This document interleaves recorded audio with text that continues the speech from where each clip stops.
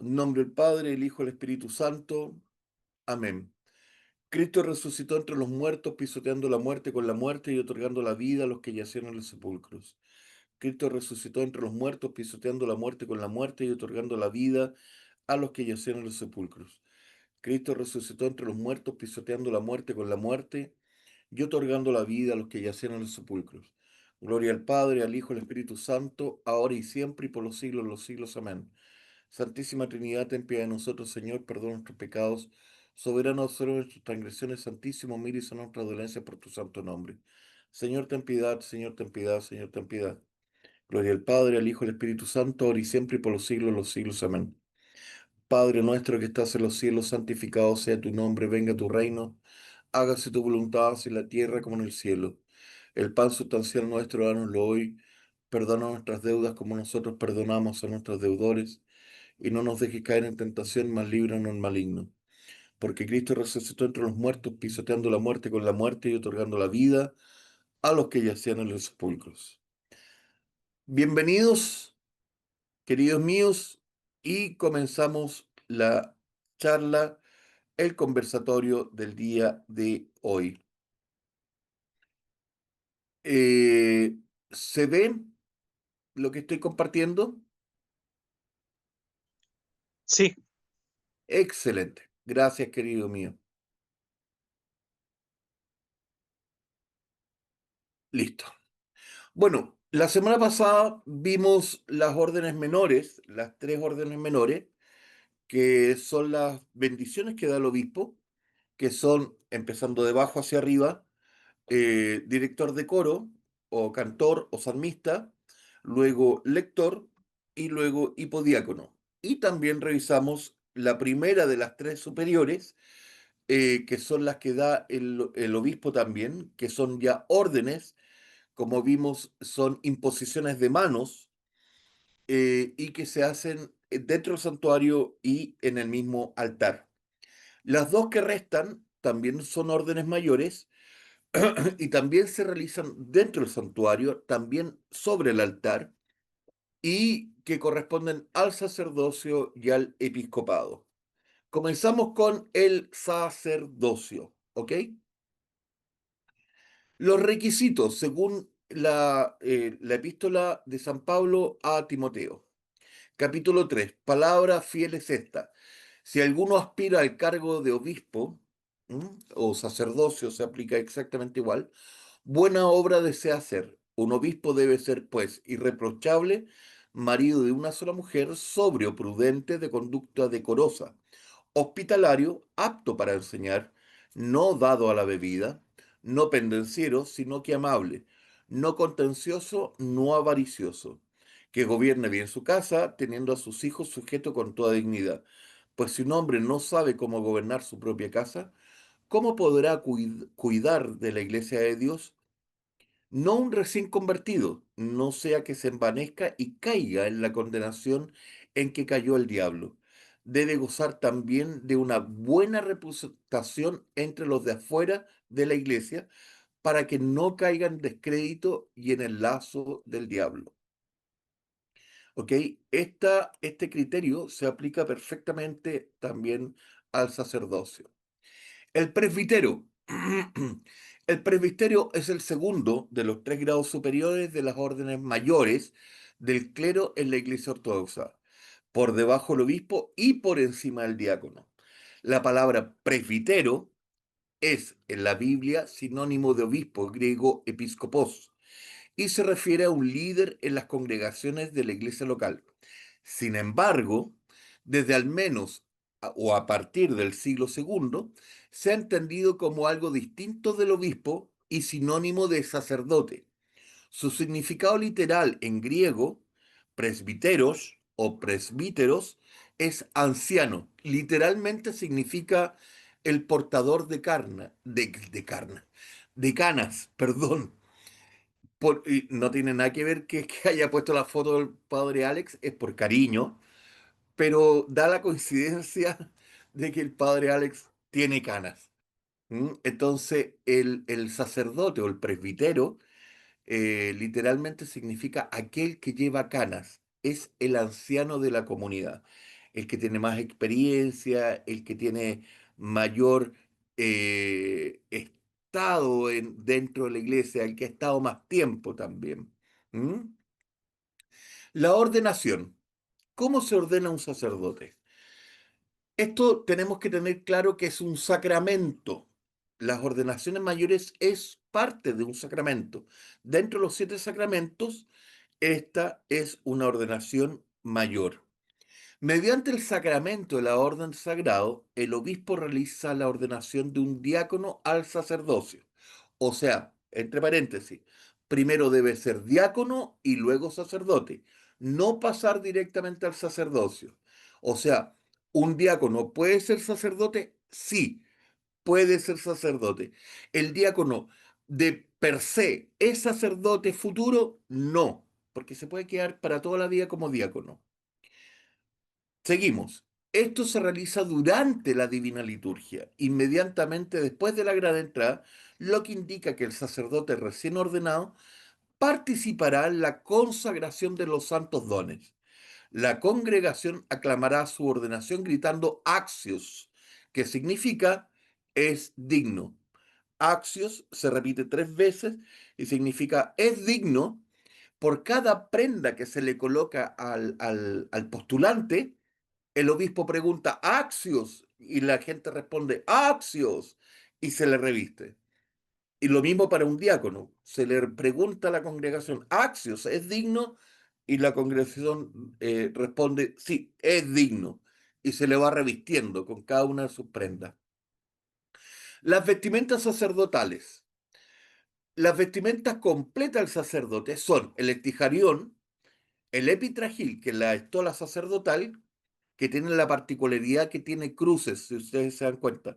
Las cruces son 7 cruces que representan a los 7 sacramentos que entrega el sacerdote. El cinturón, que es esta parte de al medio que ustedes ven aquí, que ven aquí, que sujeta el epitragil, las epimaniquias, que aquí en este caso están a un costado y que van sobre las muñecas o los puños, y el felonio, que es este paño superior que representa una capa. Cuando no sirve en la liturgia, un sacerdote puede usar menos vestimenta, pero al menos su estola. La estola sacerdotal o el epitragil representa al sacerdote dentro de su sacerdocio. O sea, vale decir, puede hacer, si no está haciendo liturgia, por ejemplo, confesando, haciendo víspera o cualquier cosa, un bautizo, lo mínimo que debe llevar es el epitragil, es lo mínimo. Sin epitragil no puede hacer nada. Las vestimentas. El istejarión es una túnica de manga larga usada por todos los grados del clero, que llega hasta el suelo y recuerda a quien la lleva que la gracia del Espíritu Santo lo cubre como un manto de salvación y de alegría. Tiene mangas diseñadas para llevarse debajo de los puños, a diferencia de los diáconos y las órdenes menores, que son más pesadas y que están diseñadas para llevarse sobre los puños. Ejemplo, ¿qué es lo que estamos hablando acá?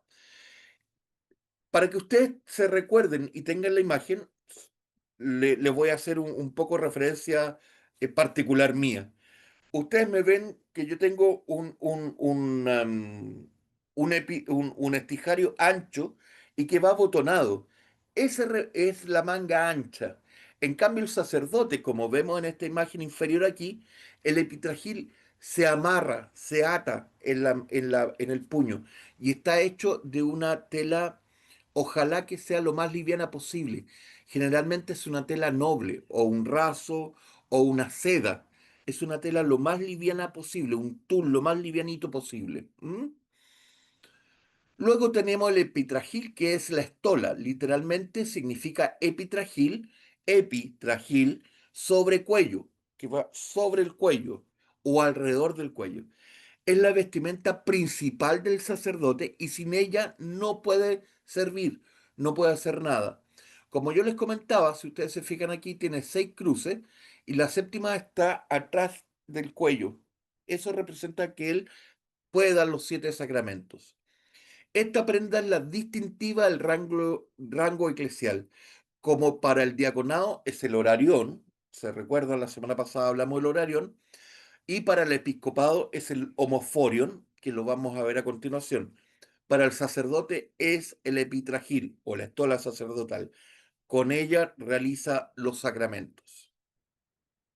Luego tenemos las epimaniquias, que son las sobremangas. Se llevan alrededor de las muñecas atados con un cordón muy largo y también lo usan los obispos y también los diáconos. ¿Ah? Lo llevan aquí en las mangas. Su función práctica es mantener las vestimentas interiores fuera del alcance durante los servicios. Además, recuerda a quien las lleva que sirve no con su propia fuerza, sino con la ayuda de Dios.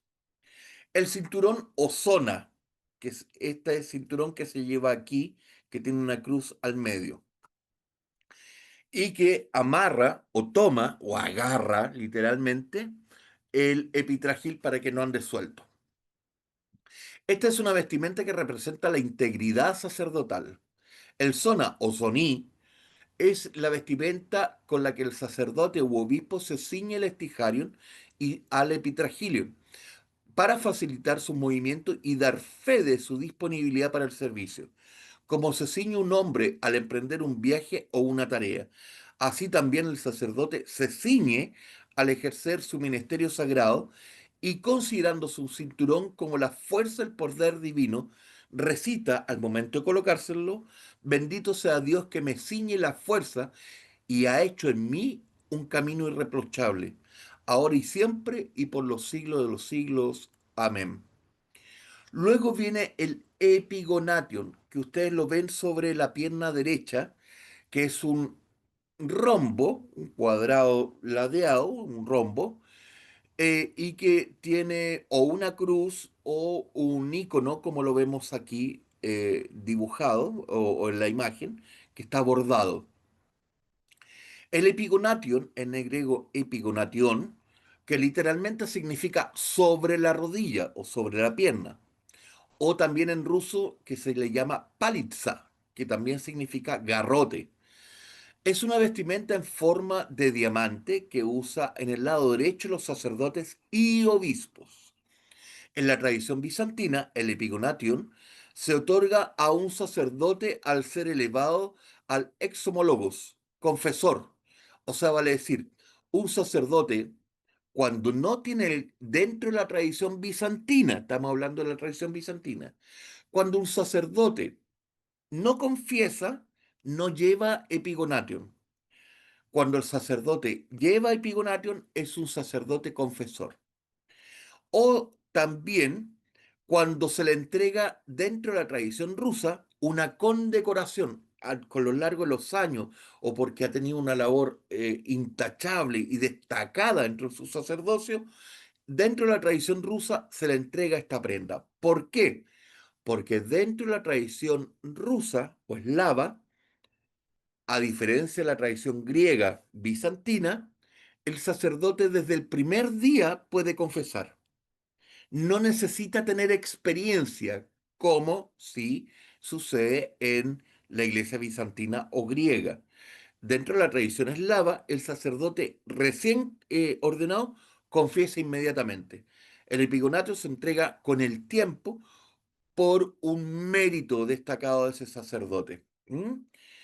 Aunque la palitza rusa tiene una forma idéntica y está obviamente relacionada con la epigonation griega, la traducción eslava es más literal de epigonation, que en realidad es el naviedresnik, que es esta prenda que vemos aquí como un bolsito, ¿ah?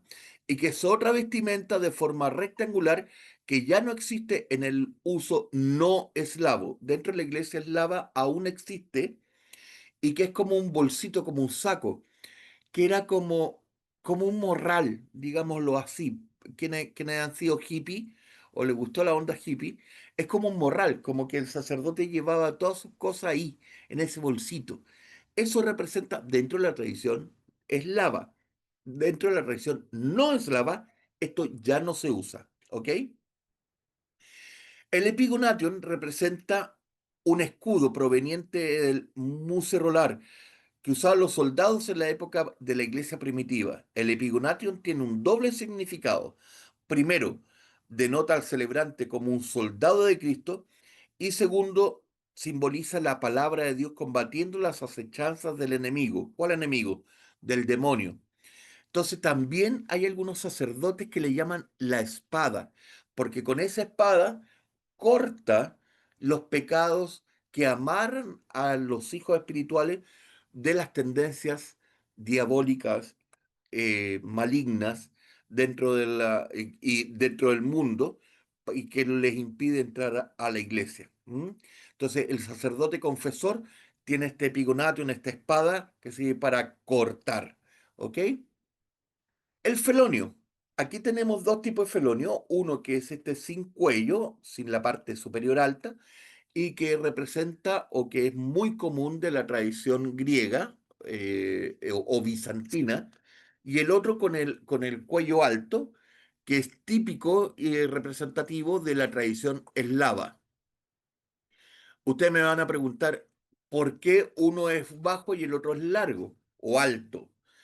El alto es simplemente porque en las épocas de frío, las vestimentas rusas son muy gruesas, tapa el cuello. Entonces tapa el cuello del frío, literalmente. Y otra significancia práctica es que a la gente no le importa o no le debiera importar qué sacerdote está oficiando delante. Entonces no se le ve la cabeza. ¿Ah? Se le ven solamente las manos.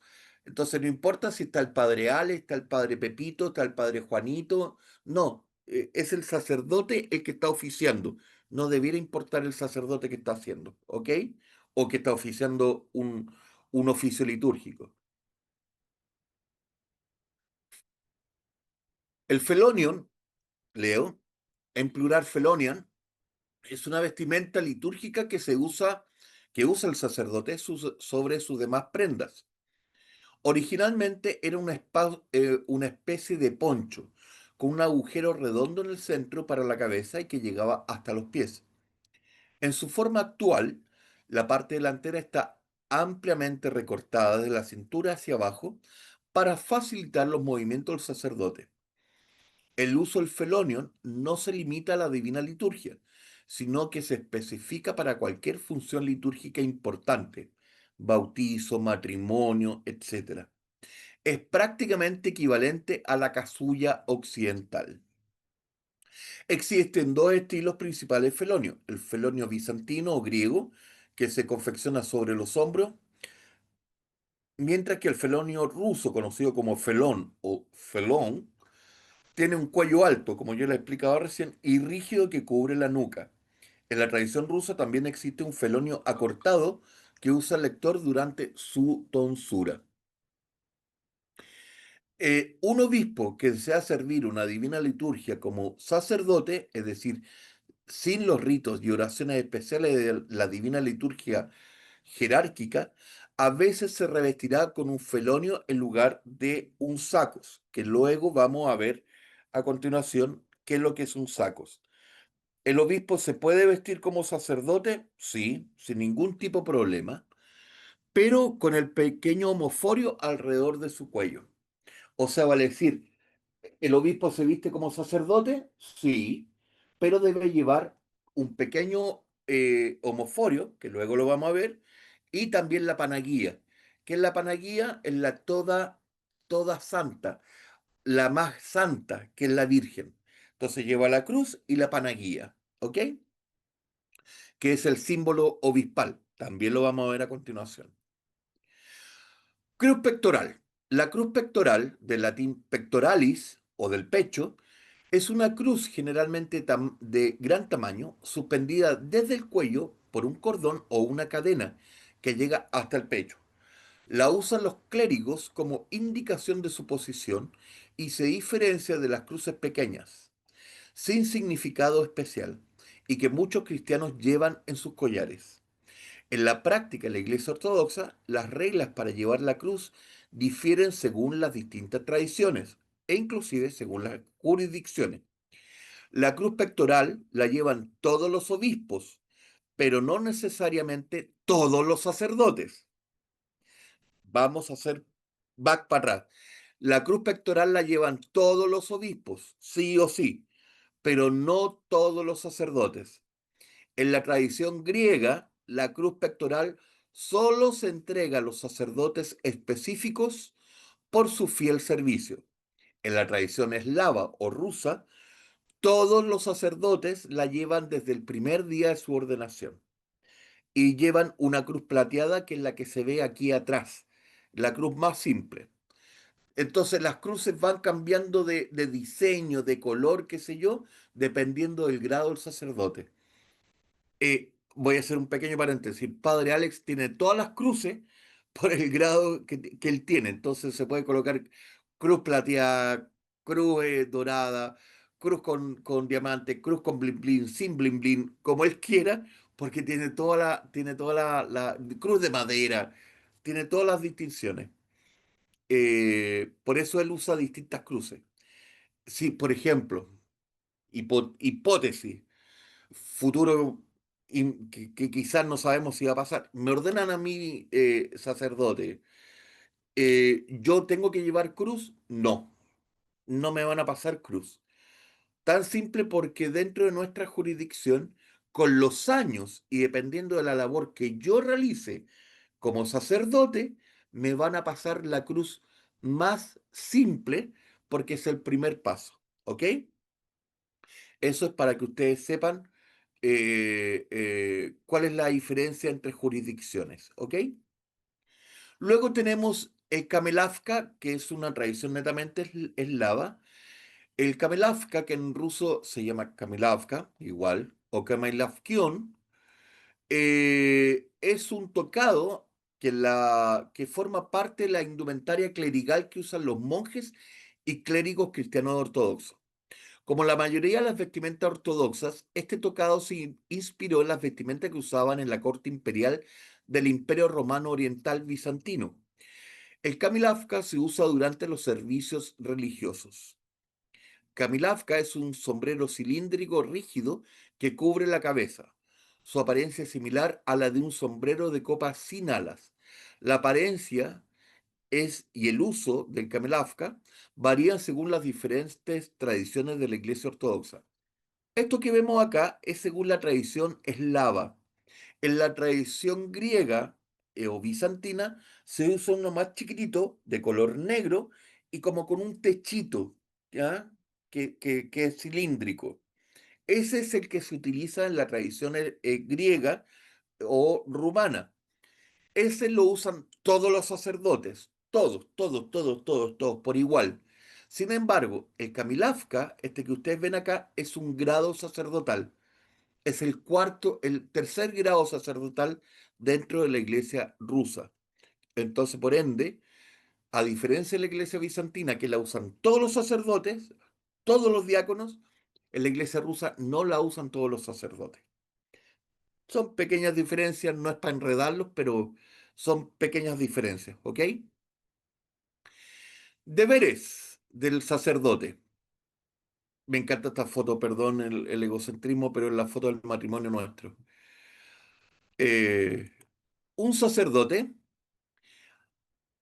ministra al pueblo de Dios en el lugar del obispo. Esto incluye, ¿por qué ministra en el lugar del obispo?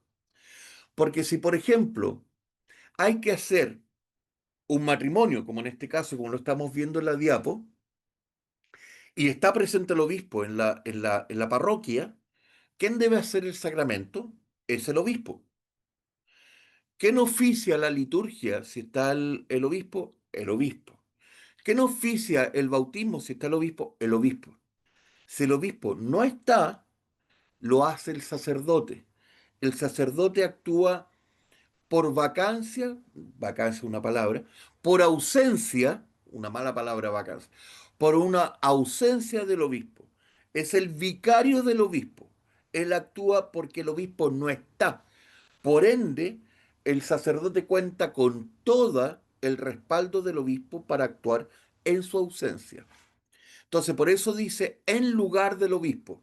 Esto incluye la celebración de la Divina Liturgia, los servicios del ciclo diario, por ejemplo, maitines, vísperas, etcétera, bautizos, matrimonios, funerales y cualquier sacramento de la iglesia, escuchar confesiones.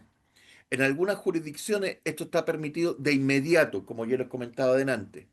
En otras, ser confesor es algo a lo que el obispo invita a un sacerdote. Se lo gana el sacerdote con los años o con el tiempo. Un sacerdote puede ser asignado como rector de una parroquia, como el padre Alex, que es rector, párroco. La palabra correcta dentro de la iglesia ortodoxa es rector, no párroco, rector. Un puesto que incluirá el ministerio pastoral, la predicación y la administración, o puede ser asignado como sacerdote asistente, que es un puesto que incluye ayudar a asumir las responsabilidades pastorales según lo solicite el rector. O sea, pueden haber dos sacerdotes, pero uno es el rector, el otro es el ayudante. Por ende, no hay dos sacerdotes rectores en una parroquia. Uno es el rector. Si hay tres, cuatro, uno es el rector. Los otros son ayudantes. ¿Ok? Asistencia. A los sacerdotes se les permite usar sotana. Esto se hace como señal de supresión de sus propios gustos, voluntad y deseos y su obediencia canónica a Dios, a su obispo y a las normas litúrgicas canónicas de la iglesia. También se les permite usar exorrazo o la riaza, esta vestimenta con manga ancha. En la tradición rusa, todos los sacerdotes pueden usar la cruz pectoral. En otras tradiciones, todos los sacerdotes pueden usar camilafi. Durante los servicios en las jurisdicciones se utilizan camisas clericales. Los sacerdotes generalmente usan una camisa clerical con cuello. Yo ya les comenté la semana pasada que en lo particular no me gustan las camisas clericales, en mi opinión. En lo particular no me gustan.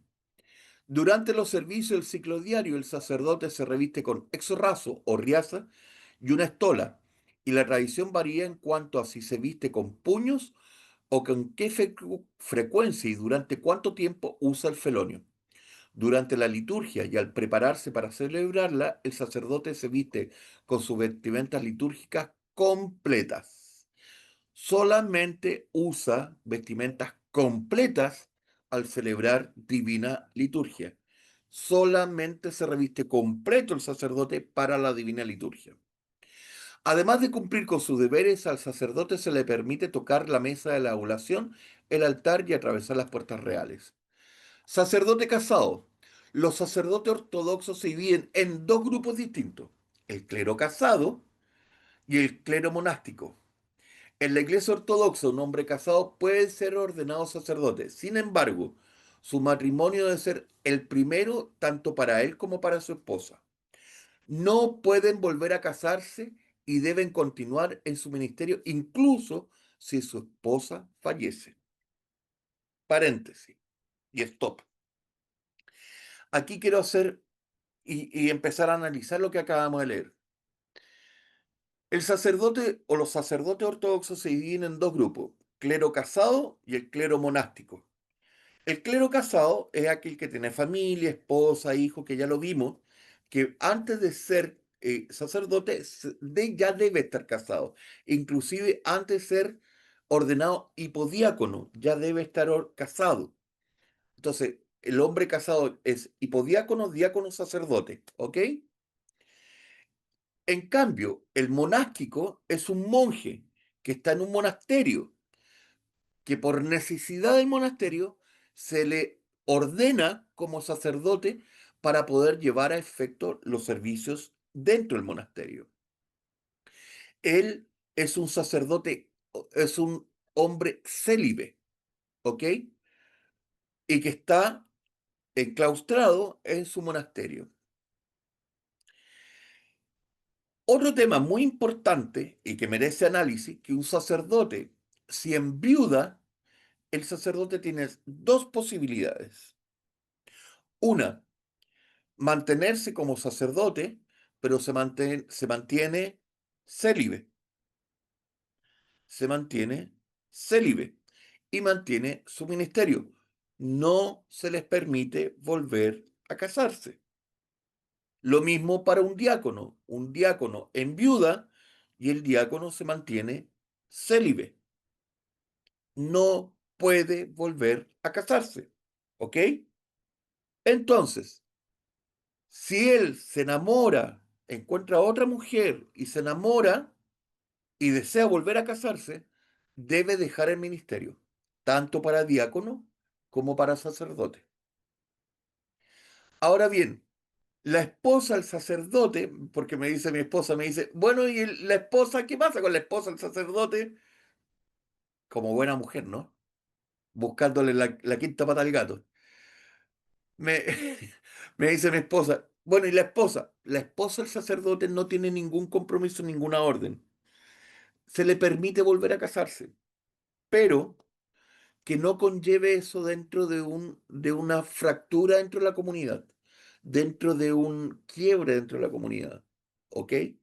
Porque de pronto es una mujer de un sacerdote puede tener o puede haber llevado un ministerio muy valioso, entonces que se vuelva a casar y que sea con un hombre, inclusive puede ser externo en la iglesia, conlleva algún roce.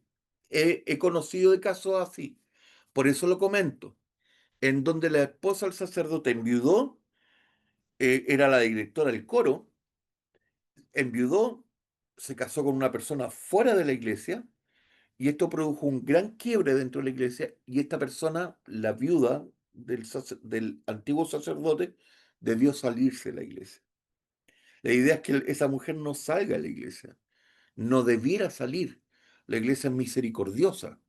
Entonces, la iglesia como comunidad debe actuar con misericordia frente a esa mujer. No debiera por qué permitírsele o habérsele permitido salir de la comunidad. Partamos de esa base. ¿M? Entonces, un sacerdote, si enviuda y quiere mantener su sacerdocio, se mantiene célibe. Padre, ¿y qué pasa si el sacerdote se separa o se divorcia? Porque dentro de la Iglesia Ortodoxa existe el divorcio, ¿no es cierto? ¿Sí o no? Sí, pues sí existe. Entonces, ¿qué pasa si el sacerdote o el diácono se divorcia? ¿Pierde su ministerio? No, no lo pierde. Depende de la situación del divorcio. ¿Esa persona puede seguir manteniendo su ministerio? Sí, pero pasa la misma situación que en el caso de que el cónyuge fallezca. Se mantiene célibe, aquel sacerdote o aquel diácono, se mantiene de la misma forma célibe en su ministerio y lo sigue manteniendo. ¿M? No puede volver a casarse. Es el mismo tema, el mismo punto. No puede volver a casarse. ¿Ok? Puede divorciarse sin problema. Pero esto entra en un tema ya de juicio canónico que el obispo va a dirimir y le permitirá sí o no seguir con su ministerio. Generalmente sí, con ciertas prerrogativas, con ciertas condiciones. Monje sacerdote. Aquí coloco yo a un monje a quien quiero mucho, San Serafín Rose.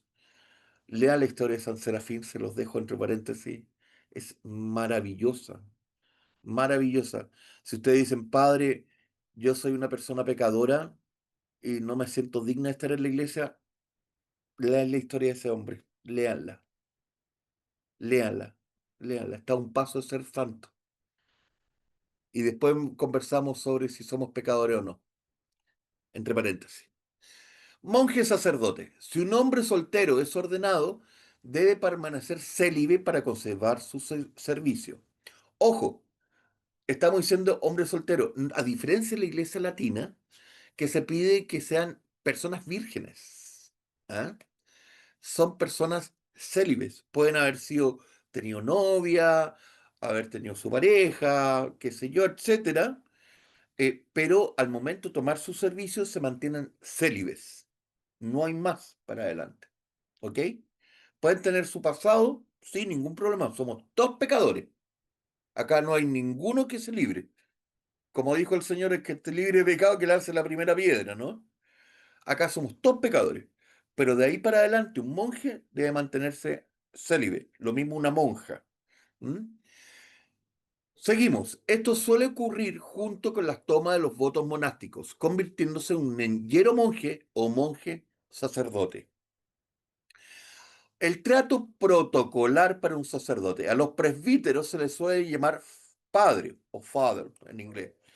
Aunque no es un título oficial, es más bien un término cariñoso que nosotros los cristianos usan para referirse a sus ancianos ordenados, a sus presbíteros.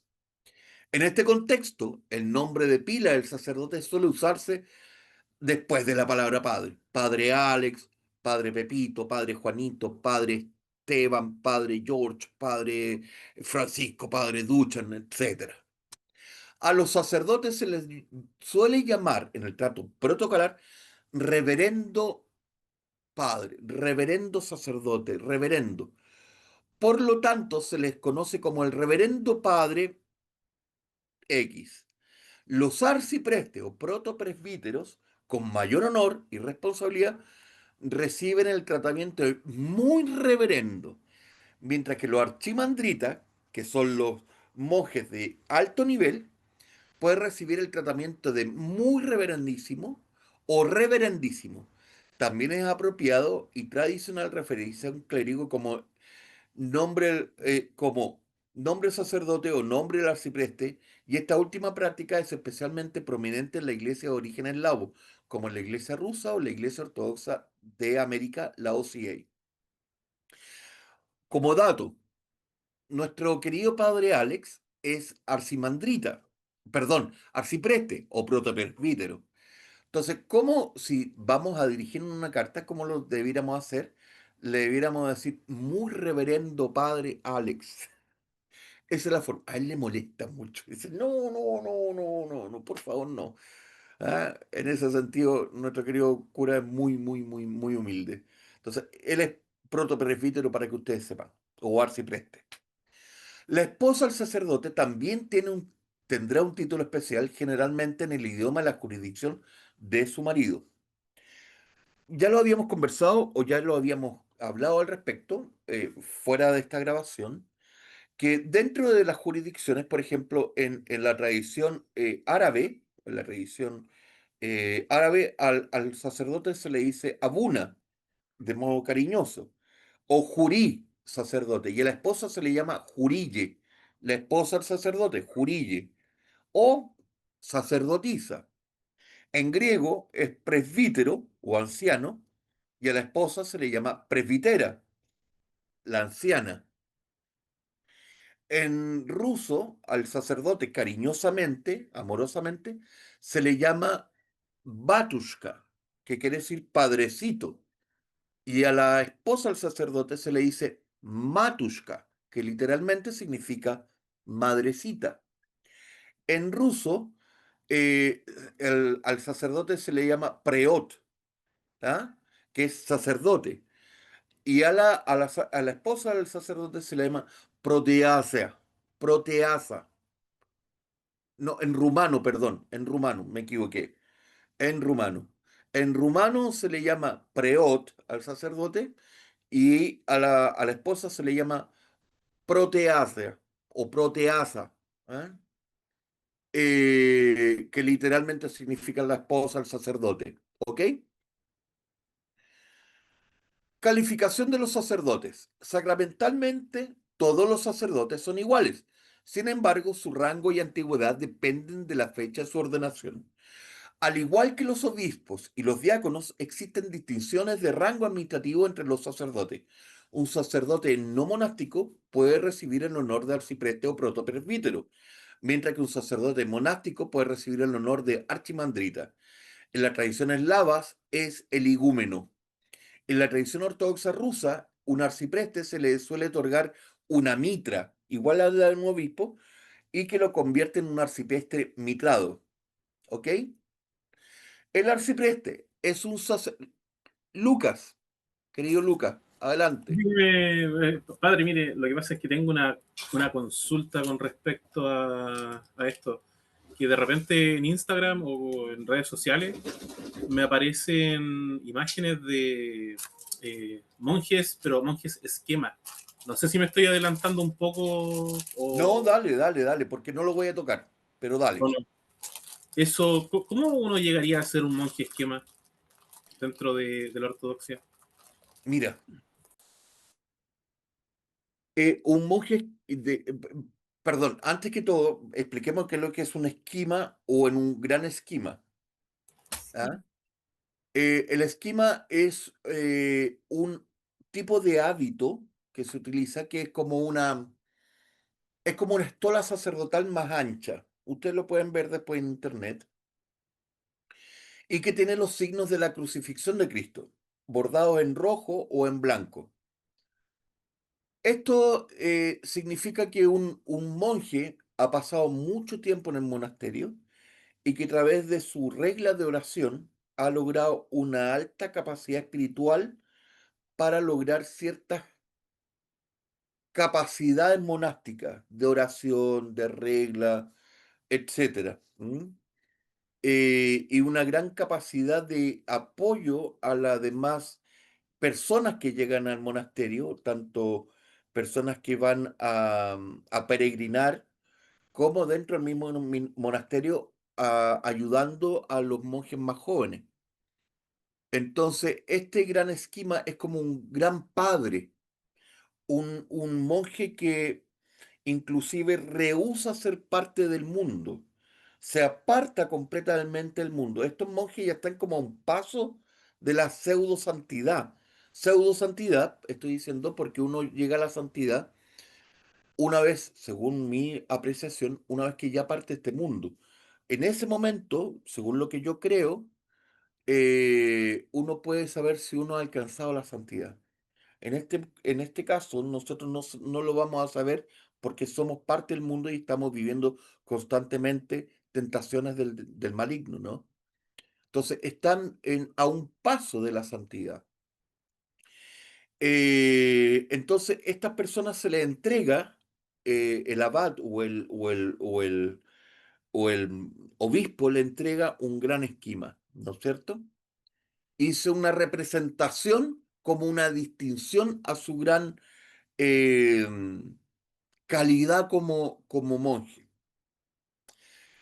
Mira, nuestra parroquia de San Siluán, yo decía la otra vez que es una iglesia nueva, una comunidad nueva, y que gracias a Dios que tiene varias vocaciones, cosa que muchas iglesias ortodoxas en Chile no las tienen.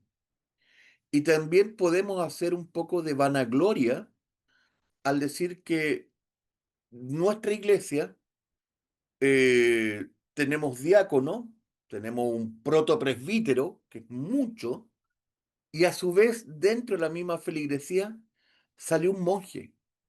Y un monje desde Concepción, que está en un monasterio actualmente, y que es portador de gran esquima,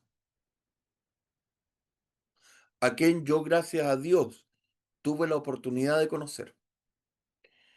Entonces, nuestro hermano que hoy lleva el nombre de Teodojo, que está en el monasterio en México del Patriarcado de Constantinopla, él es portador de gran esquima. Así que él, por su gran calidad de espiritualidad con la cual llegó al monasterio, el monje, el abad, al momento de tonsurarlo como monje, le entregó inmediatamente el gran esquema. Yo, así como, no puede ser. O sea, este gallo estaba al lado de nosotros, este tipo estaba al lado de nosotros. Y es increíble que hoy sea considerado a ese nivel dentro de los monjes. Y estaba al lado de nosotros, rezaba con nosotros, tomaba el té con nosotros, hacía las oraciones con nosotros. Increíble. Entonces, nuestra comunidad es exquisita, es sobreabunda la gracia, diría yo. Y creo no mentir, no ser exagerado. Sobreabunda la gracia de Dios. Así que tenemos que dar gracias de eso, dar gracias a Dios por aquello, por su inmensa misericordia con nuestra querida comunidad de San Silván. ¿Mm? Y sé que sé que dentro de nuestra comunidad aún tenemos dentro de algunos jóvenes vocaciones monacales. Así que todavía podemos tener muchos monjes. Ojo, Ojo con lo que estoy diciendo. Espero no decir nada malo ni echar a nadie al agua, pero todavía podemos tener muchas personas que den muchos frutos a futuro dentro y dentro del corto plazo, dentro de nuestra comunidad. No sé si te respondí, querido Lucas. Sí, padre, muchas gracias. Entonces baje la manito, Me quedó claro. Oh, baje la manito. ahí sí, ahí sí. Gracias. Si no, me confundo y después te vuelvo a decir, levantaste la manito, porque yo estoy viejito y me confundo fácilmente. Sigo. El honor generalmente se otorga como reconocimiento al servicio, el arcipreste, al servicio ejemplar o la fidelidad a los deberes de uno mientras ocupa el cargo actual. El término protopresbítero o arcipreste equivale a que en la práctica griega, el protopresbítero al arcipreste en la práctica griega, mientras que el uso eslavo, el protopresbítero, es un rango distintivo superior al arcipreste o arcipreste mitrado. A veces el protopresbítero se le conoce como reverendísimo. Además, suele haber solo unos pocos protopresbíteros en una iglesia nacional eslava al mismo tiempo. Por ejemplo, como dato, dentro de Chile, en Chile, tenemos solamente dos protopresbíteros. Uno en Antioquía y el otro en nuestro padre Alex Aedo. Como dato. No hay más. ¿Ya? En la tradición griega, los arciprestes llevan una cruz pectoral para indicar su rango, mientras que en la tradición eslava, todos los sacerdotes llevan cruces pectorales, independientemente de su rango. En la tradición eslava, los diferentes rangos sacerdotales también se distinguen por distintos tipos de cruces, y el arcipreste suele llevar una cruz de oro. Perdón. Protosíngelos. El título de protosíngelos, que en griego es protosíngelos, también escrito como protosíngelus, es un título honorífico otorgado por el obispo a un clérigo de alto rango en una diócesis, generalmente un sacerdote. El protosíngelos suele ser un clérigo de mayor rango en la diócesis, después del obispo. A veces se otorga simplemente a quien ostenta el mayor rango de antigüedad, pero también puede ser por cargo, a menudo traducido al español como canciller, capellán principal o vicario episcopal. ¿Nosotros conocemos a un protosíngelos, queridos míos? Sí, po. Nuestro querido padre Daniel, N, vicario eparquial, que ha estado con nosotros una infinidad de veces. Él es protosíngelos, él es un vicario eparquial, ¿ya? Él cumple ese rango. Y no por su antigüedad, sino que por el cargo que tiene. El obispo le dio este cargo. O sea, después de él, después del metropolitano, está nuestro querido padre Daniel. El término protosínguelo significa literalmente primer compañero de celda. El sínguelo simplemente es el compañero de celda de un monje, mientras que el compañero de celda del obispo, que a menudo puede ser un monje, se denomina protos, entre los sínguelos. Pro- protos, recordemos que significa primero. En sus inicios, este título se refería a un monje que vivía con el obispo y que le servía. Sin embargo, a lo largo de la historia, al igual que muchos títulos similares en el Imperio Romano de Oriente, dejaron de referirse explícitamente a funciones literales y se asociaron con el rango clerical, que a veces incluía un cargo en el que en la era moderna el protosíngulo puede actuar a menudo como un canciller del obispo o simplemente ser el de mayor antigüedad. El ecónomo, que otro grado sacerdotal, en la Iglesia Ortodoxa, ecónomos es el título honorífico otorgado a los sacerdotes que representan su función como administradores o mayordomos. Es un término de origen griego antiguo que significa administrador de la casa y que en la época bizantina se utilizaba para quienes supervisaban organizaciones. En el contexto ortodoxo, se le reconoce la responsabilidad del sacerdote en los asuntos espirituales y prácticos de la parroquia. La raíz antigua, el término oikonomos, proviene de la palabra griega oikos, casa, y nomos, regla o ley, que significa literalmente el administrador de la casa. En el uso bizantino, en el periodo bizantino, se designaba a la persona encargada de gestionar los asuntos de la organización. En el contexto ortodoxo, dentro de la Iglesia Ortodoxa, es el título honorífico otorgado a los sacerdotes que se les reconoce su papel en la gestión de la parroquia y su vida espiritual. El título de ecónomo puede ser similar a protois, proto, prois, ah, proistamenos, que también significa un párroco a cargo. ¿Conocemos algún ecónomo en Chile? Sí, el padre Francisco Salvador. Él es un ecónomo. ¿Mm?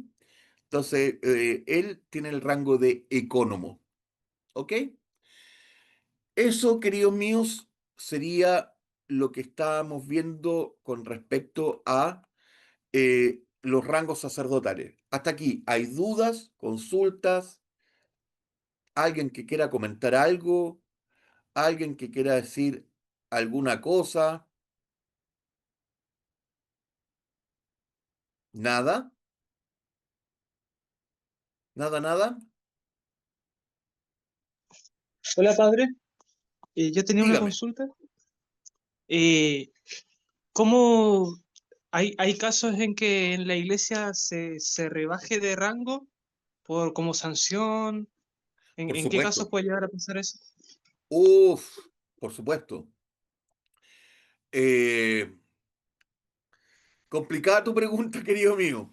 Yo mira, lo que pasa es que pueden haber muchos factores que a un sacerdote lo puedan bajar a grado, o suspender. Primero hay una suspensión. Primero que todo puede haber una investigación por una denuncia por diversos motivos, por desvío de plata. Por eso es que en nuestra iglesia el sacerdote no ve dineros, que es algo muy sabio que ha hecho la iglesia de la Metropolitana de las Américas, que sacó al sacerdote y la administración la lleva el consejo parroquial, precisamente para evitarse estos problemas. Pero si en una iglesia el sacerdote ve platas y se le acusa de desvío de plata, y esa acusación, mientras se investiga, al sacerdote se le puede suspender de su cargo sacerdotal.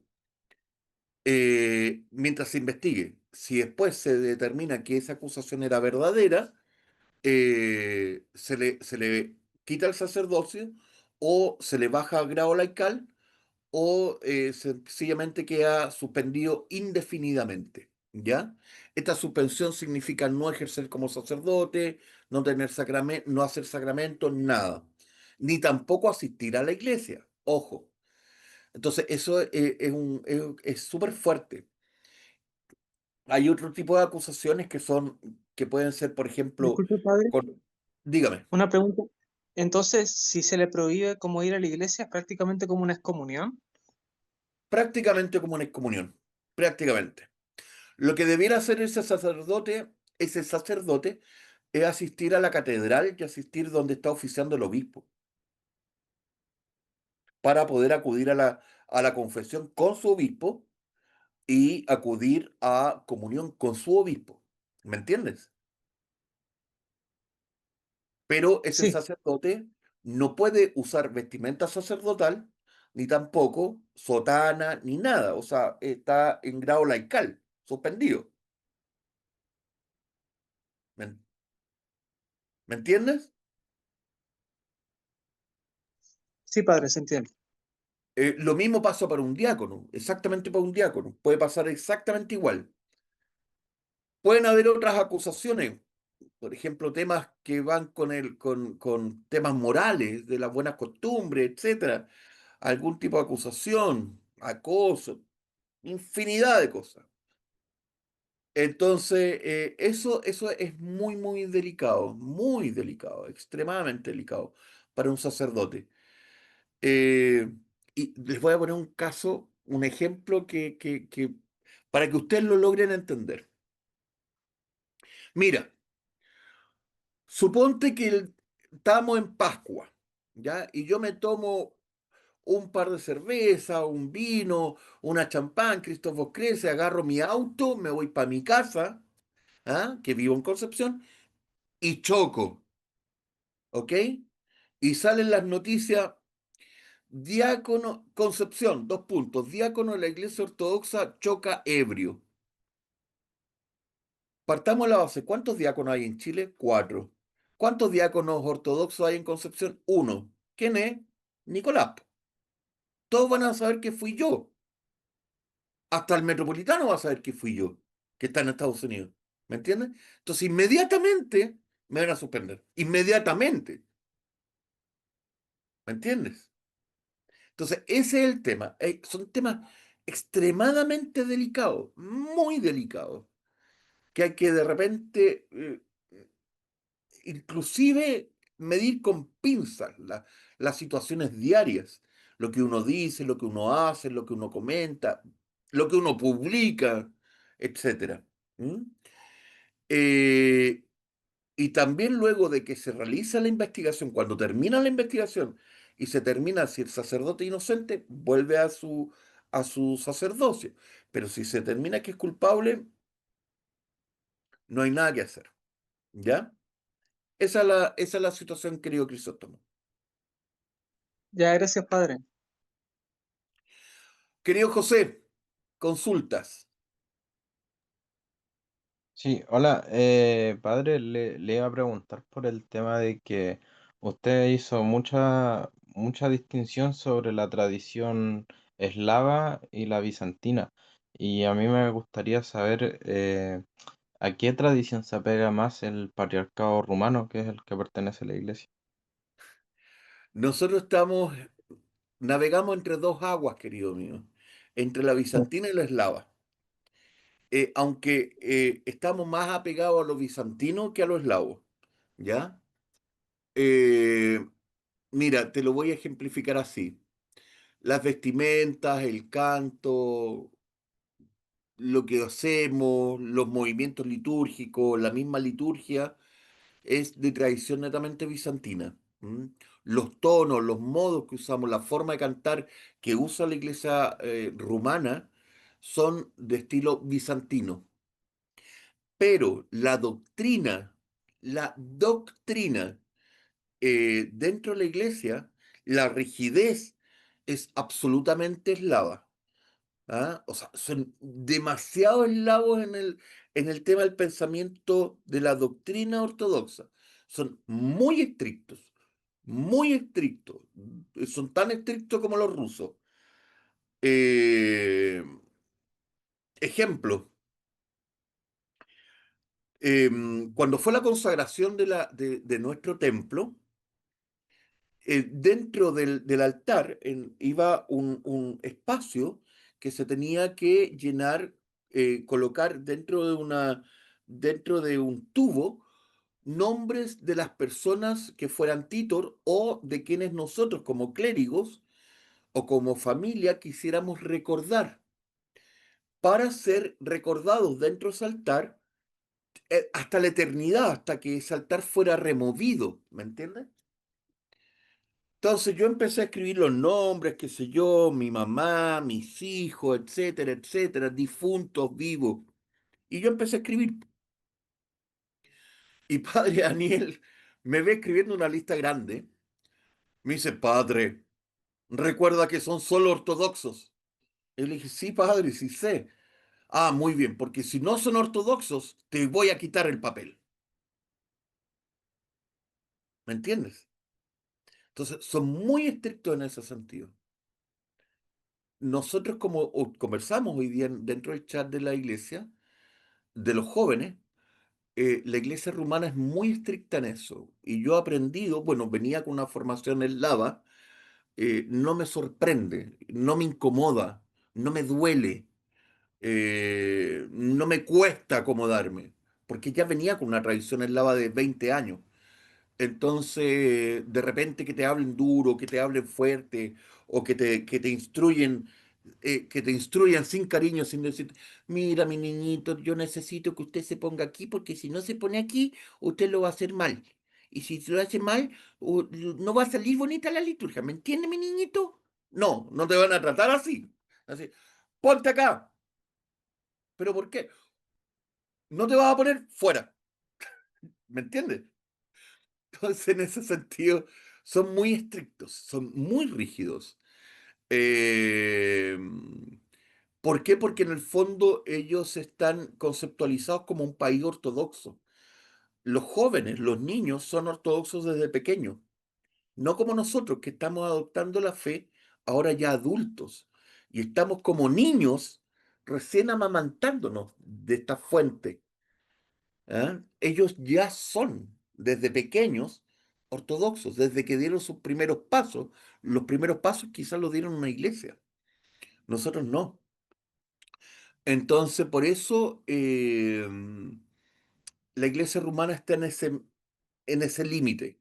Y es muy bueno, gracias a Dios, que nosotros tengamos clérigos que somos nativos de Chile, que nacimos en Chile, porque podemos enseñar, capacitar, explicar de la manera correcta a nuestros compatriotas y a quienes nos escuchan con respecto a la fe, sin una manera dura, sin una manera estricta, con mucho amor, con mucho cariño, comprendiendo que hay cosas que de pronto en este lado del mundo no se comprenden bien, como lo que tú me acabas de explicar o de comentar.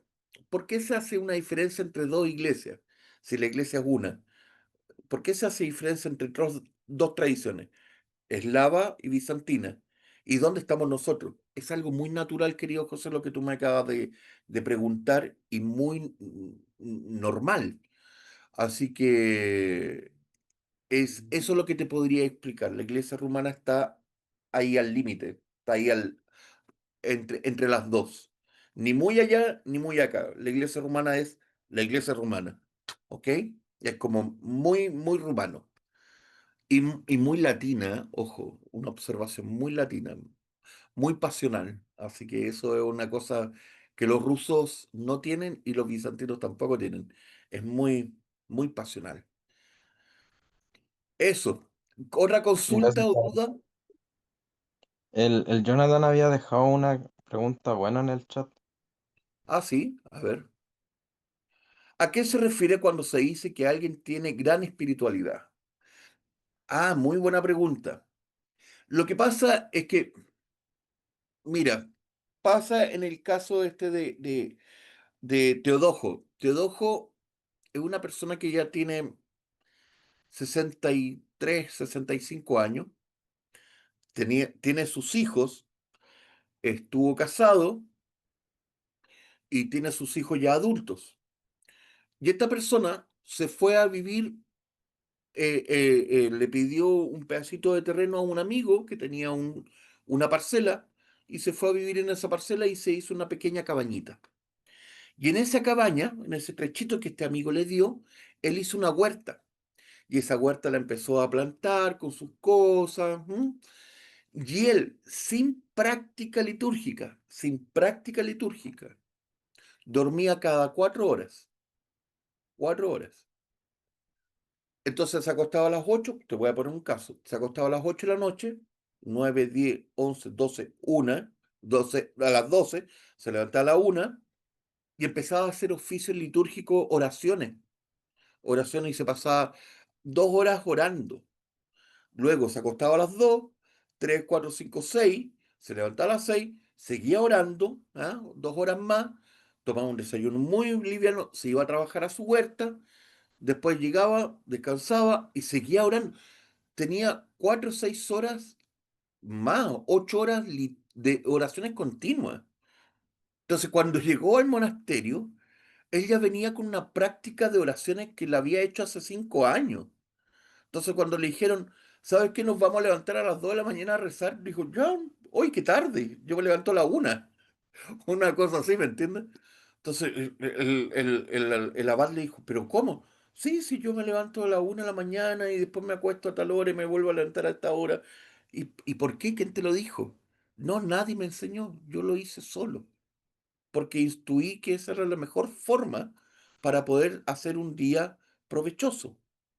Y así yo podía trabajar la tierra y hacer esto. Entonces él después empezó a hacer cosas en el monasterio sin que nadie le pidiera. Hizo una huerta que no existía en el monasterio. Hizo una huerta para todos los monjes y para las personas que vivían o venían a visitar el monasterio y empezó a plantar distintas cosas y a hacer cultivos. Y mientras lo cultivaba, iba rezando, iba haciendo bendiciones, qué sé yo, y el abad lo estaba viendo. Entonces el tipo se cultivó a sí mismo solo, absolutamente solo. practicaba ayunos periódicos constantes. Entonces, Teodojo hizo una práctica espiritual, si se puede decir, sola, espiritual, solo quiero decir, sola de su propio espíritu. Tiene un nombre esto, estoy buscando la palabra exacta, autodidacta. Autodidacta. Gracias, Crisóstomo. Autodidacta, lo dijimos al mismo tiempo. Autodidacta. Entonces, él fue un monje autodidacta, saliendo de Chile como un monje autodidacta. Entonces, él llegó con una preparación, una alta espiritualidad al monasterio. Entonces, a eso me refiero con una alta espiritualidad. Hay monjes que de pronto pasan toda la noche sin descanso, orando. Y duermen media hora, una hora, y luego se levantan al oficio a las 7 de la mañana para ir a liturgia a las 7 de la mañana. Entonces, no sé si nosotros, alguno de nosotros, de todos los que estamos congregados acá, es capaz de hacer eso. A eso me refiero con una alta capacidad espiritual, un alto desarrollo espiritual, con el convencimiento de mente, de corazón, de que lo que estás haciendo es un provecho personal, pero para salvar al mundo. Porque la oración salva al mundo, no solamente te salva a ti. Tu propia oración y la oración que haces constantemente entra en conexión directa con Dios para salvar a todos por los quienes tú rezas y oras. Entonces estás salvando al mundo. Eso es lo importante de la oración constante. Entonces los monjes que rezan constantemente nos están salvando a nosotros que no rezamos constantemente. Esa es la importancia de un monje. Dice, que simple es la vida de un monje. Oye, ellos nos están salvando del demonio. Nosotros en este momento estamos reunidos y ellos están rezando. En Athos, en Barlam, en el monasterio en México, en el monasterio en Chile Chico, etcétera. En cualquier monasterio en el mundo ortodoxo, ellos están rezando y están rezando por todos nosotros, pecadores. Y nos están salvando. Piensa por qué el mundo no ha caído. Por la oración de los monjes. Eso es súper, súper, súper importante y tener conciencia de aquello. Y nosotros, esto es una crítica personal mía, voy a partir por mí. Y de repente nosotros somos tan chantas que decimos, ¡ay, qué pucha que hace frío! No, sé que fue a una fiesta anoche, así que no me voy a levantar, no voy a ir a la iglesia. Somos tan penca, somos de tan bajo nivel que llegamos a argumentar eso. Y estas personas, estos hombres y estas mujeres, están rezando por todos nosotros, porque saben lo pecadores que somos. Y esto no los quiero hacer una motivación para que, no, es que ustedes tienen que venir a la iglesia. No, recen en la casa, chiquillos. Recen en la casa. Ojalá que puedan asistir a la iglesia todos los domingos. No por mí, no porque la iglesia se vea más llena. Es porque ustedes tienen que asistir a sus sacramentos. Y si el día de mañana Dios los lleva y no han asistido a sus sacramentos, ¿qué van a decirle a Cristo? ¿Qué le van a decir a Dios? ¿Tenía frío? ¿Me fui de carrete? ¿Me dio lata? No, no, no, no, no, no. Entonces, yo soy el primero en que yo me pongo a la fila, que yo soy el que más lata me da viajar a Concepción. Yo soy el primero. Ay, Dios mío, ¿por qué? ¿Por qué no hay una iglesia en Santiago? Soy el primero que dice eso. Estoy haciendo una confesión pública. Esto es confesión pública. ¿Por qué no hay una iglesia romana en Santiago? Dios mío.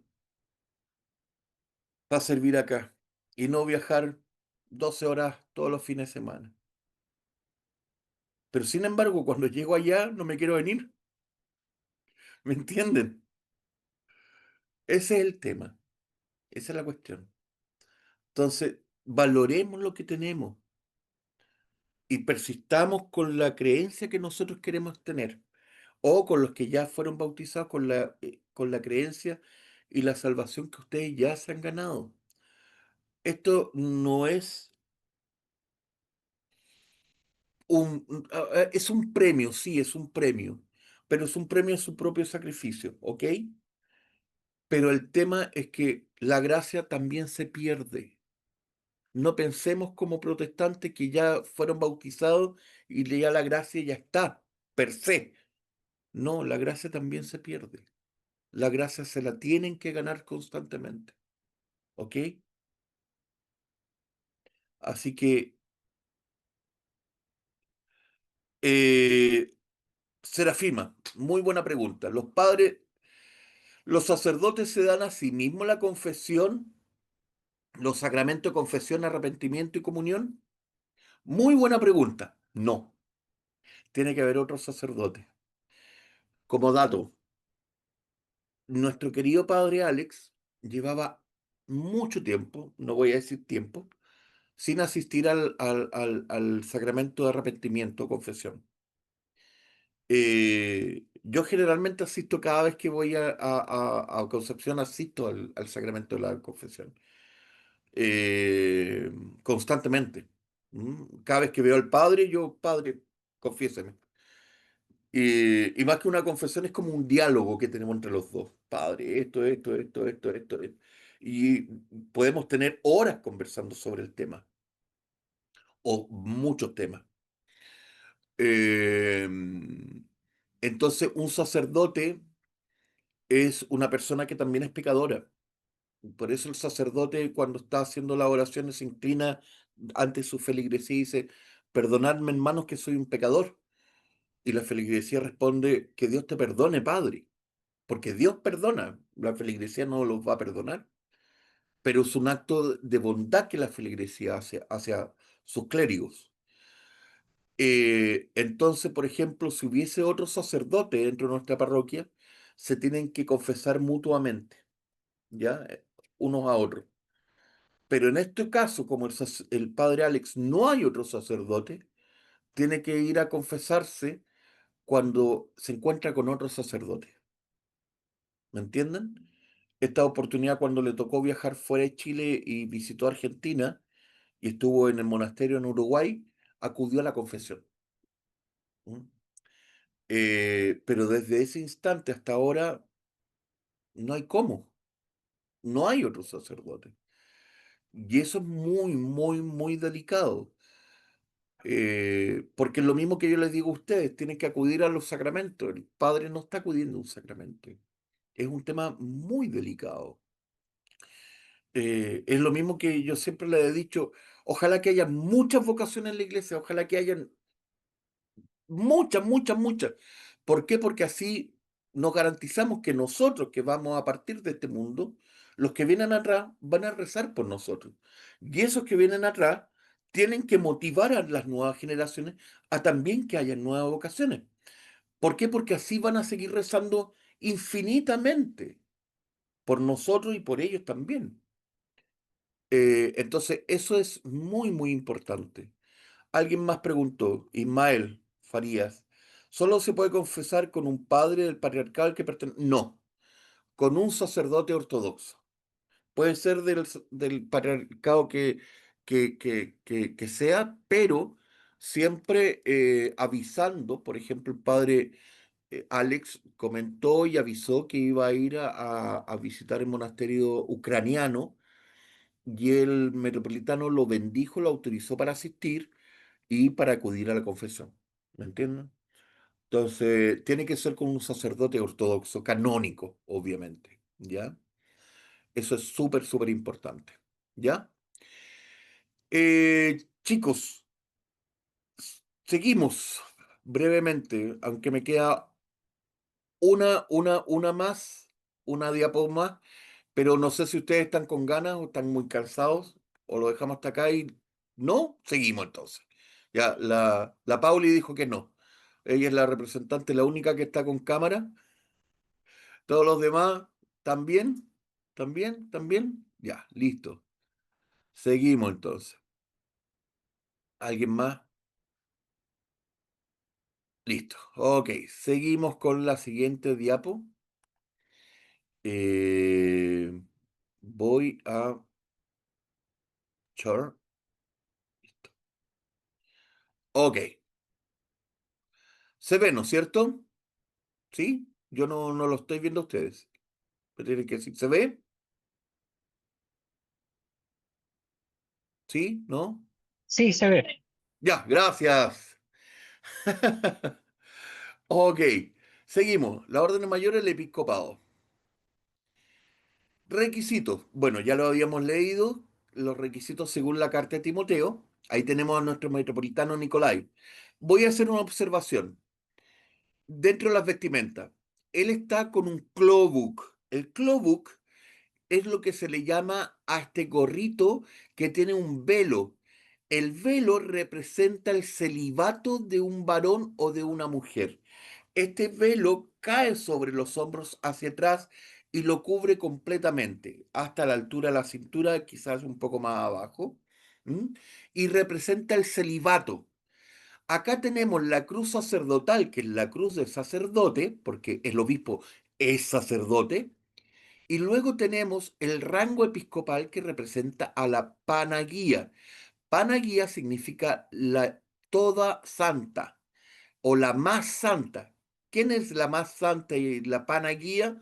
La Santísima Madre de Dios. Siempre es un ícono de la Santísima Madre de Dios. ¿Ok? Seguimos con una carta escrita por San Ignacio de Antioquía que indica, donde está el obispo, allí debe estar la comunidad o la iglesia. Así como donde está Jesucristo, allí está la iglesia católica, sin modificación, sin alteración, sin ningún tipo de cambio. ¿Dónde está escrito esto? En las cartas a los Esmirniotas, capítulo 8 de San Ignacio de Antioquía. Se los recomiendo, búsquenlo y léanlo, por favor. Es fundamental dentro de la doctrina ortodoxa. Ahí vemos a nuestro metropolitano, a Padre Daniel, quien está a su lado izquierdo, y a varios monjes en un monasterio precisamente en Estados Unidos. El ministerio episcopal. Un obispo es el sucesor de los apóstoles en el servicio y gobierno de la iglesia. Por lo tanto, el obispo sirve en lugar y como figura de Cristo dentro de la iglesia. Ningún obispo en la iglesia ortodoxa se considera infalible. Quiero repetir esto. Ningún obispo en la iglesia ortodoxa se le considera infalible. Todos se pueden equivocar. Y si se equivocan, se cambia, se va. Das vidania. Chao. ¿Ah? Ninguno tiene autoridad sobre o aparte de sus sacerdotes, diáconos y feligreses, ni sobre los demás obispos. Tienen la responsabilidad de mantener la unidad de la Iglesia en todo el mundo, asegurando la verdad y la unidad de la fe, como asimismo la práctica en su diócesis. El obispo representa su diócesis particular ante las demás iglesias o las demás diócesis, y si representa a la Iglesia Universal ante sus sacerdotes, diáconos y feligreses particulares. Traduciendo, el obispo, si sale de su diócesis y, por ejemplo, nuestro metropolitano Nicolai va a Rumanía y se reúne con los demás metropolitanos, él está representando a toda su diócesis, a todas las diócesis de las dos Américas, a toda su iglesia, a todos sus sacerdotes, a todos sus obispos. Él los representa, pero no está sobre ningún otro obispo. Él es exactamente igual a todos sus otros obispos. ¿Por qué? Porque no hay nadie superior a el sumo pontífice. ¿Y quién es el sumo pontífice dentro de la iglesia ortodoxa? Jesucristo. Todos somos, todos los obispos son iguales, todos son iguales, ¿ok? Esa es la premisa. No hay un obispo superior a otro. Pueden haber rangos jerárquicos, pero no un obispo es superior a otro. Aquí tenemos la reunión de episcopos de América del Norte, donde están los metropolitanos rusos, los arzobispos rusos, y aquí dentro de todo este grupo podemos apreciar a nuestro metropolitano, no sé si se ve ahí, la flechita, ahí está un poco más joven, de al lado del metropolitano griego, contamos dos hacia nuestra derecha, y ahí está nuestro metropolitano Nicolae. ¿Ok? Las vestimentas. Bueno, las vestimentas son exactamente igual que la del sacerdote, pero se diferencian a continuación. Ya lo vamos a comentar. Aquí hay un tema muy importante que me comentaron delante. En la Iglesia Ortodoxa, aproximadamente desde el siglo VI, la regla de que los obispos sean hombres solteros o viudos es inviolable. O sea, los obispos no pueden ser hombres casados. Los obispos son hombres o solteros o viudos. Los obispos también suelen pertenecer al menos al primer grado de la orden monástica. O sea, un obispo es un monje. ¿Un obispo puede llegar a ser obispo sin ser monje? No. Un obispo tiene que ser un monje. ¿Por qué pongo este caso? Él es, en esta foto, el lector Nicolai. ¿Eh? Él era el lector, luego con su esposa, ¿eh? Luego fue diácono, el diácono Nicolai. Ahí está su esposa. Ella falleció lamentablemente un cáncer fulminante al pecho, y falleció cuando él era diácono. ¿Mm?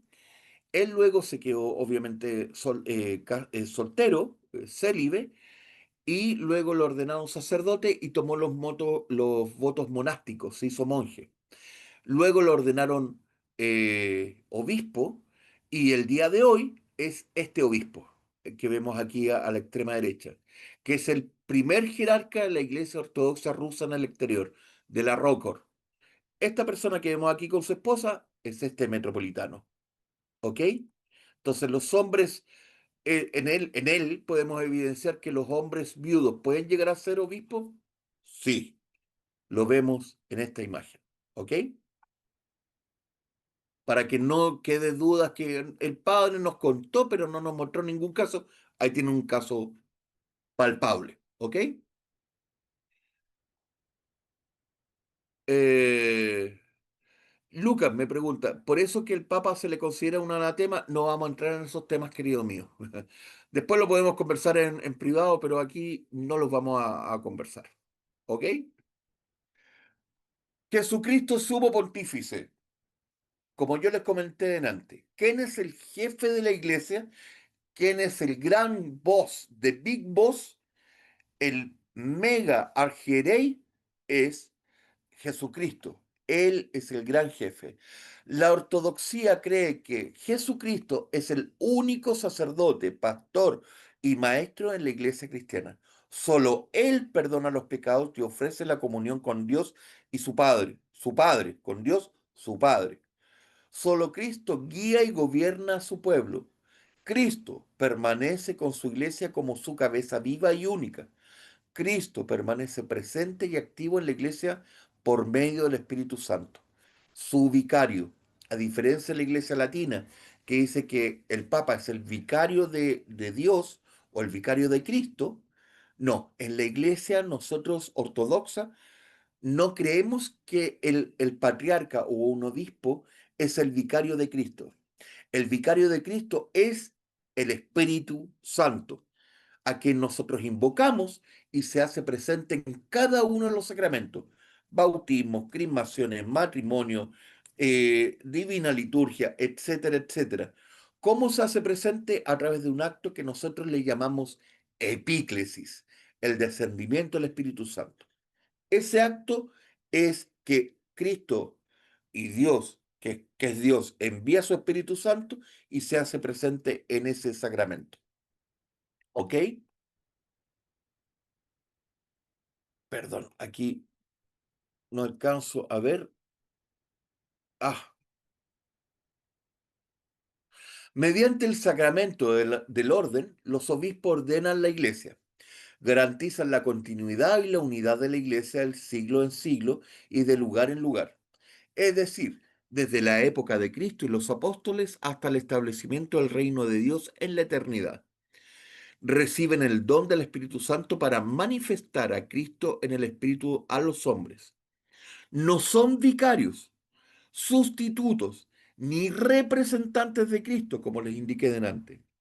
Es Cristo, a través de sus ministros elegidos, quien actúa como maestro, buen pastor, perdonador y sanador.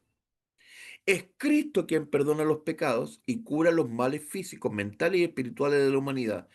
Este es un misterio de la iglesia. El obispo, los patriarcas, los metropolitanos no dirigen la iglesia, la administran. El gran jefe es Jesucristo, ¿ok? A diferencia de la iglesia latina.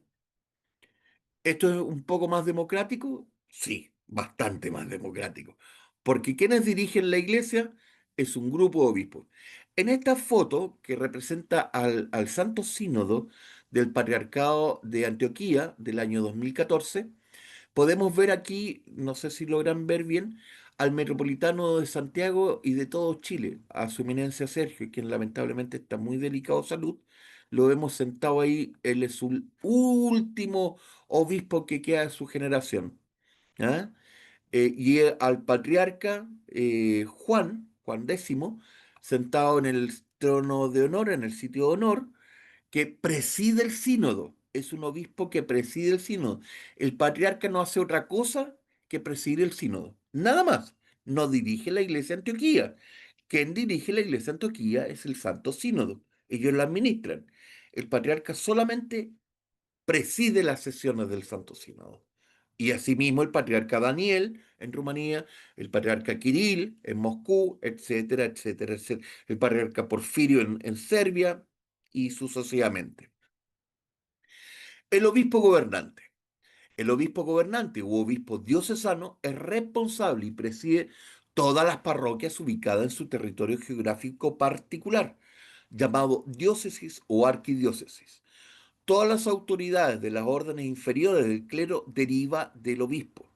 No se pueden celebrar servicios divinos en ningún templo ortodoxo sin la autorización de un obispo.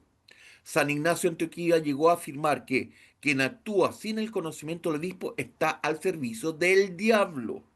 O sea, vale decir, nosotros cuando hacemos cualquier oficio en San Silván o el padre que va a Valdivia ahora y hace en una iglesia latina una liturgia para la comunidad del sur, ¿eso lo sabe el obispo, su eminencia Nicolai?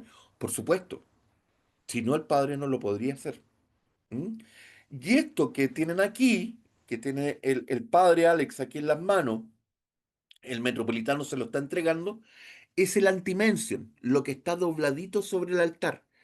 Eso representa que todo lo que se hace en la iglesia se hace con la bendición del metropolitano Nicolai.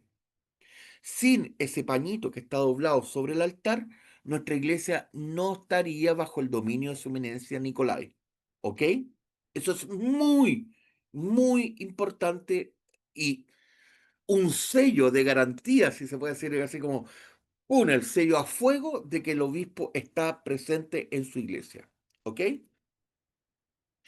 Categoría de obispos, los patriarcas. Aquí vemos al patriarca Daniel, a quien vemos vestido de blanco, y al patriarca Kirilo de Moscú y de toda Rusia. Nuestro patriarca Daniel, obviamente patriarca de Rumanía. El título de patriarca está reservado para el primado de ciertas iglesias ortodoxas autocéfalas. El primer jerarca de las demás iglesias autocéfalas recibe el título de metropolitano o arzobispo. El título de patriarca se aplicó primero a los tres sedes principales originales de Roma, Alejandría y Antioquía, miembros de la Pentarquía, y poco después se extendió para incluir a Constantinopla y Jerusalén, lo que yo le hablaba antes, la Pentarquía. La Pentarquía es Jerusalén, Antioquía, Alejandría, Roma y Constantinopla. De nuevo, la Pentarquía, Jerusalén, Antioquía, Alejandría, Roma y Constantinopla. A estas cinco sedes se les llamó a sus obispos que las gobernaban o que presidían el sínodo, se les llamó patriarcas. Mucho más tarde, el término se le otorgó a los líderes de otras iglesias importantes. Para algunas iglesias actuales, su importancia puede ser más histórica que real. Arzobispo metropolitano. El título arzobispo metropolitano puede otorgarse a un obispo de mayor rango, generalmente uno a cargo de una amplia jurisdicción eclesiástica. Puede o no tener la supervisión provincial de los obispos sufragáneos. Puede o no contar con la asistencia de obispos auxiliares. En las tradiciones eslavas y antioqueñas, un metropolitano tiene un rango superior al de un arzobispo. En la tradición griega, la situación es al contrario. La tradición antioqueña también utiliza el término arzobispo metropolitano para diferenciarse de los obispos metropolitanos de la tradición griega. Por ejemplo, el arzobispo metropolitano Sergio, a quien vemos aquí, que ya tiene 96 años, como yo les comentaba, y está un poquitito delicado de salud, que es el arzobispo metropolitano de Santiago y todo Chile. Y también cubre el territorio de Perú. Ojo, tiene una parroquia en Perú, en Lima. El cambio de la tradición griega se produjo en la historia griega posterior, porque los obispos diocesanos de las sedes antiguas, que es la diáspora griega, incluyen la mayoría, pasaron a ser obispos llamados metropolitanos, abreviatura de obispos metropolitanos. También está el vicario patriarcal. En la iglesia antioqueña, el obispo encargado de una diócesis recién creada, en nombre y bajo la supervisión del patriarca de Antioquía, se le denomina vicario patriarcal. La diócesis suele mantenerse bajo el control directo del patriarca hasta que alcanza la autosuficiencia. Los vicarios patriarcales no son miembros del Santo Sínodo ni le rinden cuentas. O sea, son obispos, ¿ya? Que pueden hacer ordenar, visitar, administrar, pero no son miembros del Santo Sínodo, sino que le rinden cuenta directamente al patriarca, porque el patriarca es el jefe de esa diócesis, ¿ok? Ellos solamente están ahí para administrar, son un vicario. Cuando una diócesis se vuelve autosuficiente, generalmente se le concede un obispo gobernante, como en el caso de, después les voy a comentar, un obispo gobernante que se convierte en miembro del Santo Sínodo. El título equivalente en algunas jurisdicciones ortodoxas se le determina como exarca. El título equivalente en la Iglesia Católica Romana es el de vicario apostólico. Aquí vemos al anterior obispo de Chile, que era el vicario patriarcal, su gracia Gabriel o Monseñor Gabriel Fadul, de bendita memoria. Él está en la iglesia de San Nicolás y está haciendo una ordenación sacerdotal, si ustedes pueden ver ahí. ¿Se fijan que está ordenando un sacerdote? Esa iglesia, como un tema histórico, era una iglesia latina que está en patronato, que fue donada por la iglesia latina, por Monseñor Fresno, en el marco de la visita del patriarca Ignacio IV. Regaló esta iglesia. Y la primera y única, no, hay otra ordenación sacerdotal del padre Esteban. Miento. La primera ordenación sacerdotal que se hizo en nuestra iglesia es la que vemos aquí. ¿Quién es esta persona que están ordenando aquí, este jovencito? Padre Alex Aedo. ¿Ya? Ese jovencito de 24 años es padre Alex Aedo. ¿Mm? Para que ustedes sepan. Una foto histórica. ¿Cómo llegó a mis manos? No puedo decirlo, porque no me acuerdo. Obispo auxiliar. Ah, perdón, y como dato, perdón, me voy a tirar un poquitito para atrás. Como dato, ¿quién está ahí al lado del padre y que tiene las vestimentas sacerdotales? Es su mamá. El obispo permitió que no hubiese otro sacerdote ayudando, sino que fuera la mamá del padre Alex que estuviera con las vestimentas sacerdotales entregándoselas al obispo. Era un gesto muy lindo del obispo. Era un obispo muy, muy paternal. Yo no lo alcancé a conocer, pero dicen que era una persona muy, muy paternal. Obispos auxiliares, y con respecto a los obispos titulares. La mayoría de la Iglesia Ortodoxa se permite la capacidad de nombrar obispos auxiliares para ayudar al obispo gobernante dentro de su propia diócesis o arquidiócesis. Los obispos auxiliares no gobiernan por derecho propio, sino que solo actúan según lo indicado por su obispo diocesano. O sea, por ejemplo, hay un obispo auxiliar y vamos a ordenar a Crisóstomo, diácono, y el obispo auxiliar dice, no, yo no puedo tomar la decisión, tengo que preguntarle a su eminencia Nicolai, que es el obispo titular, y le presenta la carta de ordenación, pero el obispo auxiliar no decide por sí mismo, ¿ok? Salvo algunas excepciones. Los obispos a quienes se le asigna el título de diócesis antigua que ya no funcionan se les denomina obispos titulares. Por ejemplo, la diócesis de Zurich, diócesis de la Iglesia Ortodoxa Rusa del Patriarcado de Moscú, que está en Gran Bretaña e Irlanda, es un ejemplo. La diócesis de Zurich no existe, no funciona, y podría llamarse diócesis de Gran Bretaña e Irlanda. No, se le llama diócesis de Zurich, ¿ok? Sin embargo, por lo general los obispos titulares son obispos auxiliares. Ahora vamos a las vestimentas. Esta es una vestimenta que a mí me encanta, esta en particular, y que llevan los obispos metropolitanos y obispos auxiliares inclusive.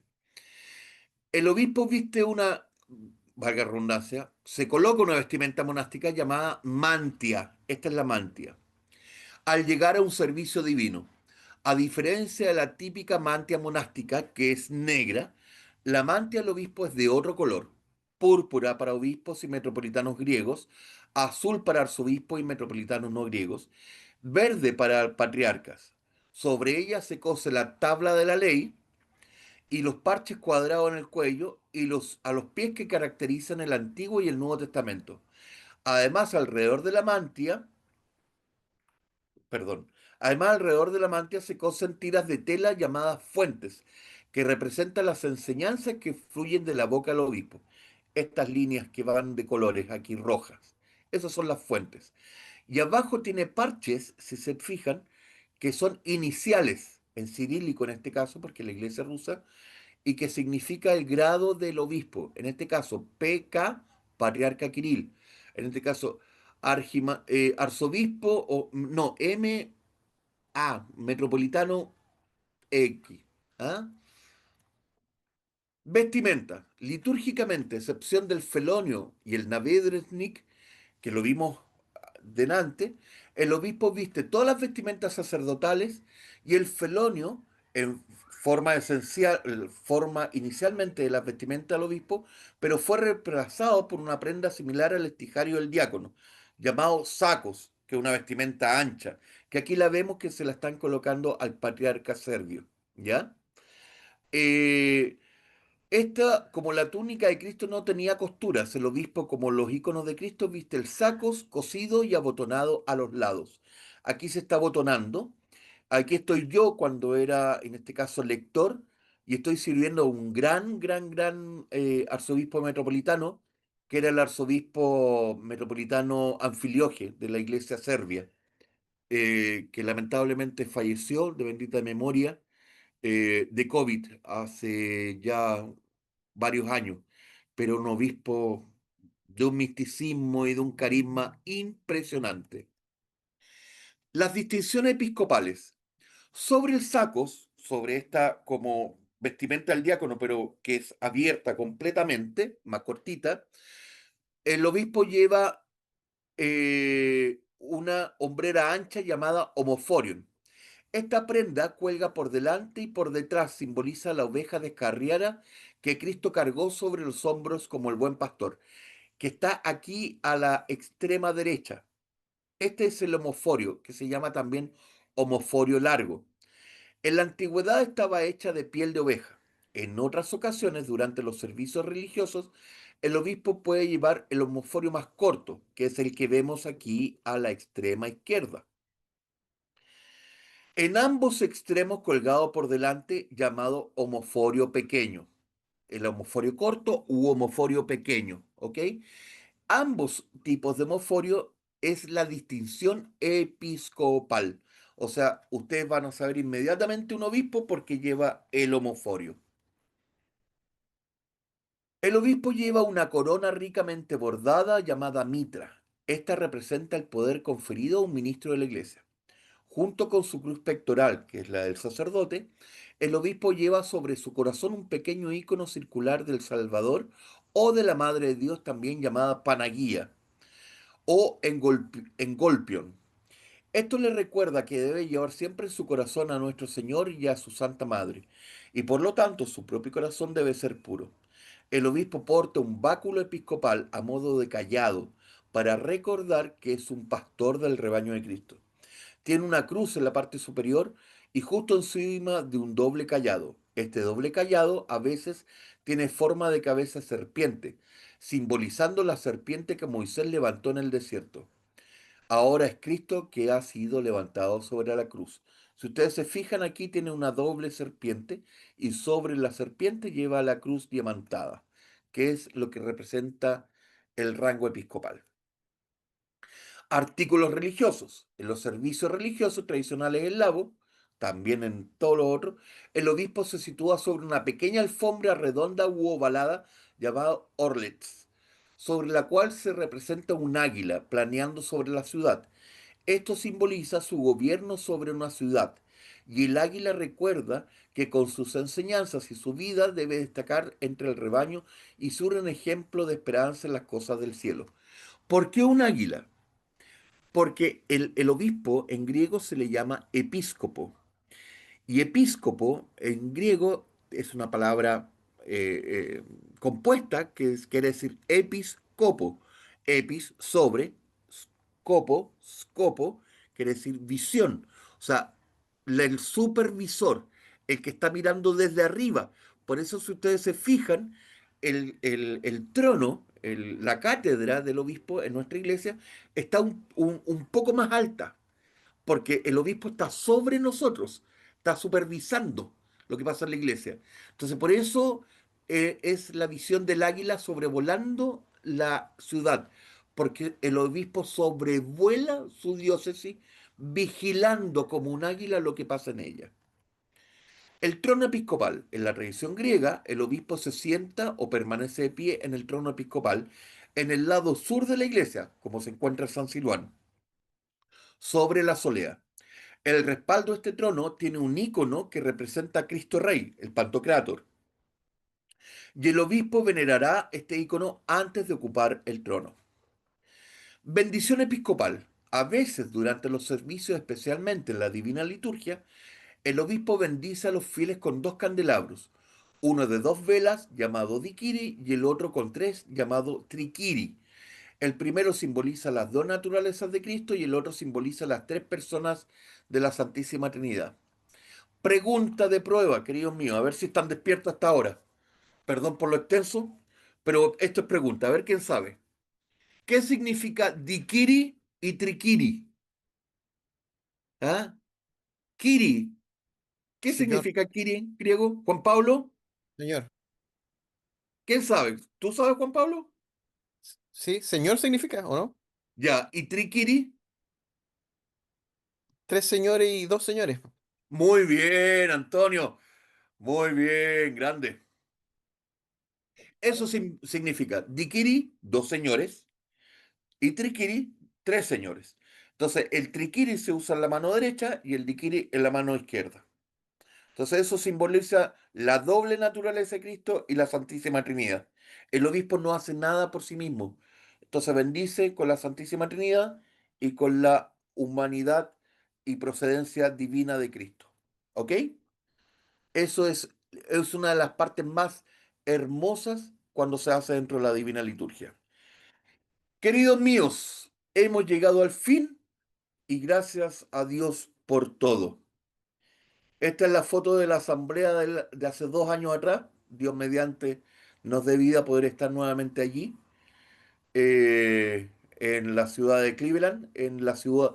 Esta es la parroquia hermana. Nosotros, cuando ustedes escuchan que nosotros tenemos una parroquia hermana, esta es la parroquia hermana. Es la parroquia de Bonavestire, que significa en rumano la parroquia de la Anunciación. Ahí está su eminencia Nicolai, padre Daniel, padre Alex, mi amada Sonia, y yo no sé dónde estoy, quizás estoy sacando las fotos, no sé dónde estoy. No me logro ver, pero ahí están los demás sacerdotes, los demás clérigos y miembros que participaron en aquel congreso. Queridos míos, consultas, dudas hasta aquí.